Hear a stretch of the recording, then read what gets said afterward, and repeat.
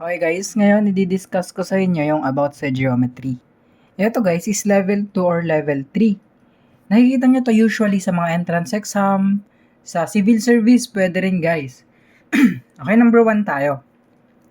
So number 1, sabi, a square has a perimeter of 64 centimeters.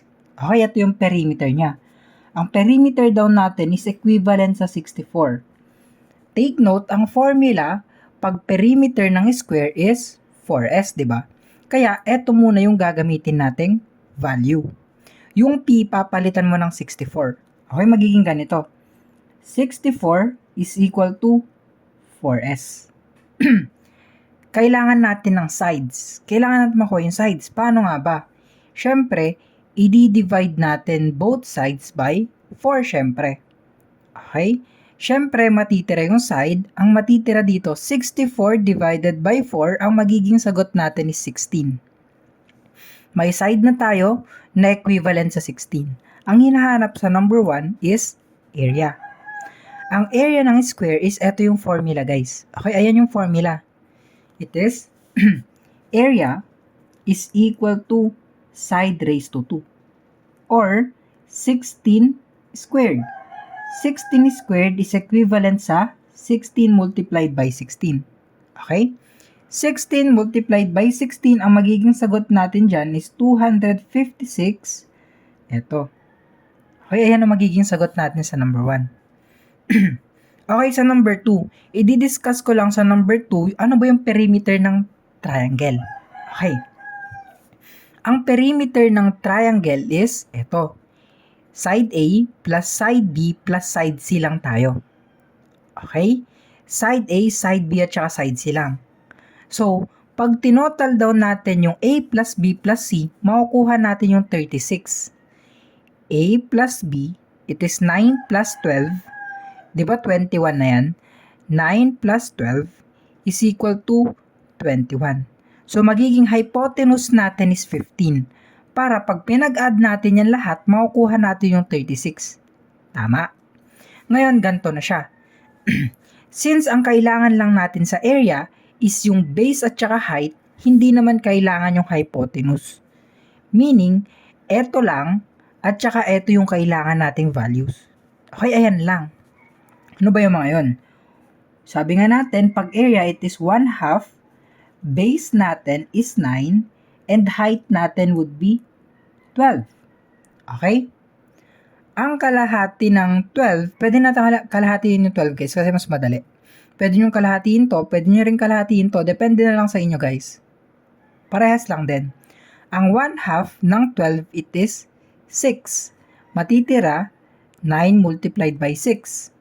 9 multiplied by 6, ang magiging sagot natin sa number 2 is 54 centimeters squared. Okay, take note, hindi natin kinuha yung 15 kasi nga, hypotenuse natin yan. Wala namang hypotenuse sa area. Base lang at saka height. Yun, doon natin kinuha. So, number 3 naman tayo. A cube has a total surface area. Surface area, meaning, surface area yan.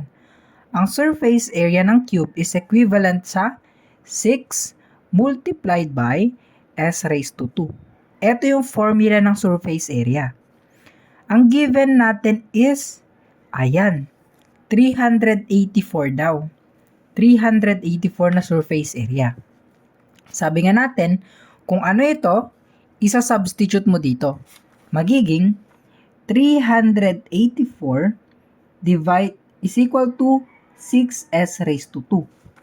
Okay, ito mga to guys, yung mga yan, it is formula sa constant yan guys, hindi nagbabago. Hindi nagbabago yung mga formula natin sa bawat shape. Okay, hindi nagbabago yung mga yan. Minamanipulate lang natin para makuha natin yung mga values. Okay, para matira yung s squared, i-divide natin yan by, syempre, 6. Okay? 384 divided by 6, ang magiging sagot natin dyan is ilan? 64. 64 centimeters squared is equal to s raised to 2. Ngayon, para matanggal yung square dito, para matira yung side, ang gagawin natin is square root natin. Square root tapos square root. Ang square root ng side squared, syempre side lang. Ang square root ng 64 centimeters squared is 8 centimeters lang. Okay, tol, nakuha na natin yung side. Paano makuha yung volume? Take note, ang volume ng cube is s raised to 3 or 8 multiplied by 8 multiplied by 8 lang para makuha natin yung volume. Okay? Ito na, isasolve na natin. 8 times 8 is 64. Multiplied by 8, it is 512 centimeter cube. Okay? Yung volume natin is s raised to 3, kaya 8 times 8 times 8 tayo. Magiging sagot natin sa number 3 would be letter B.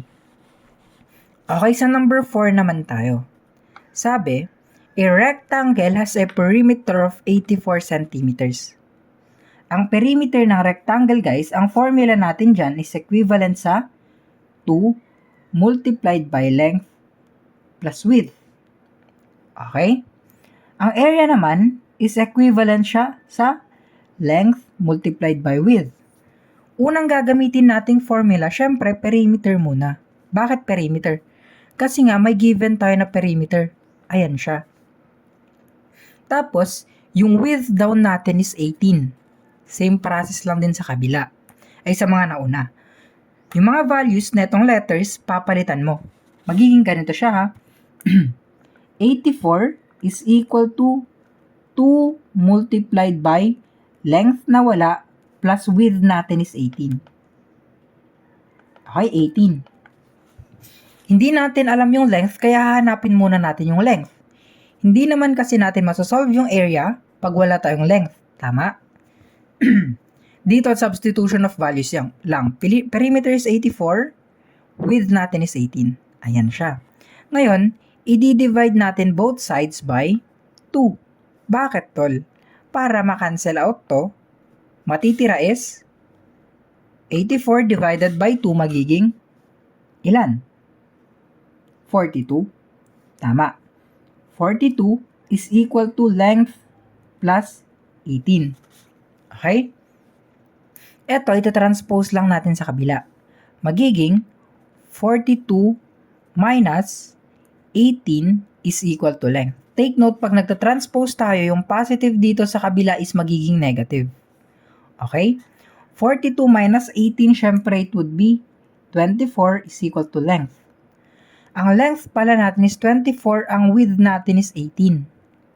So, makakasolve na tayo ng area. Take note, ang area is just length multiplied by our width. So, length natin, imumultiply natin sa width. 24 multiplied by 18. 2 carry 3, 19, 4, 2. So, 2, 3. Ang magiging area natin is 432 centimeters squared. Or letter F. I-double check natin, guys. Letter F po ba sagot? Wala sa choices, guys. Okay lang yan, guys, pag wala sa choices. Okay?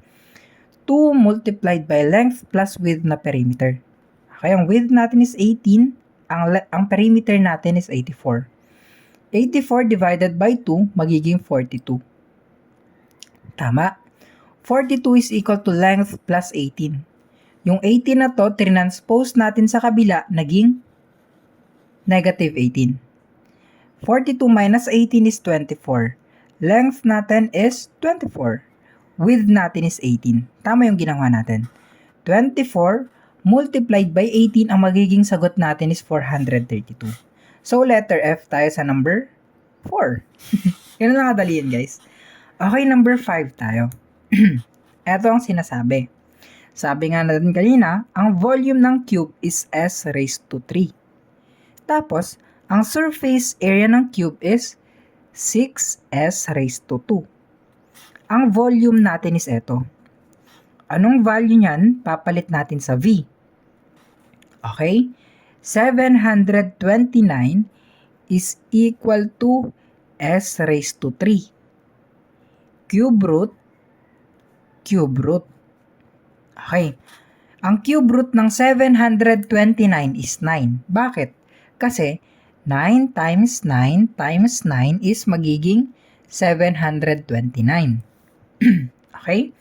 Ang cube root ng s raised to 3 is s. Okay, syempre, masosolve na natin yung surface area ngayon. Ito ang formula. So, surface area is equal to 6 multiplied by 9 raised to 2. Kasi nga, side raised to 2. Ito yung side raised to 2. Okay? 6 multiplied by 81, ang magiging sagot natin is 486 centimeters squared. So, letter D. Ayun lang guys.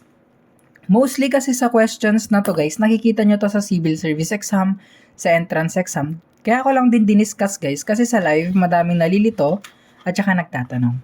Etong video na to guys, pwede nyong i-replay tapos don't forget to like the video guys para naman may energy tayo gumawa pa ng marami pang videos at saka tutorials. And pala guys, if may suggestions kayo, pwede nyo na lang din i-comment sa baba kung ano yung next na video tutorial na gagawin ko. Ayun lang guys, thank you sa panonood. Arcs.dev out.